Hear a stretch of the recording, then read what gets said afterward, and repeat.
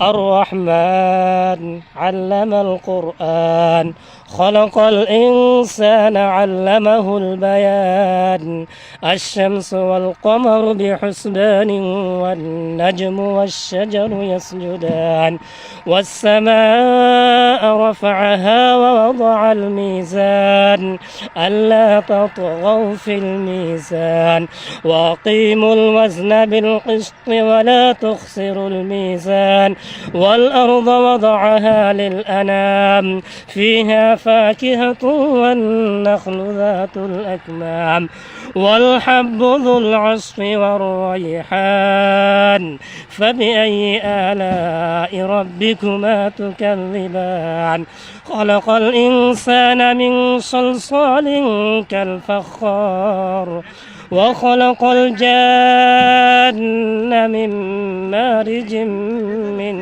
نار فبأي آلاء ربكما تكذبان رب المشرقين ورب المغربين فبأي آلاء ربكما تكذبان مرج البحرين يلتقيان بينهما برزخ لا يبغيان فبأي آلاء ربكما تكذبان. அஸ்ஸலாமு அலைக்கும். இந்த குர்ஆன் ஓதல் எவ்வளவு அழகானது! பிரபஞ்சத்தின் பரிபாலகனான அல்லாஹ்வின் வாக்காகும் புனித குர்ஆன். மாற்றமோ திருத்தமோ இல்லாமல் உலகை நேர்வழியை நோக்கி அழைக்கும், இறுதி நாள் வரை நிலைத்திருக்கும் ஒரே புனித நூல்.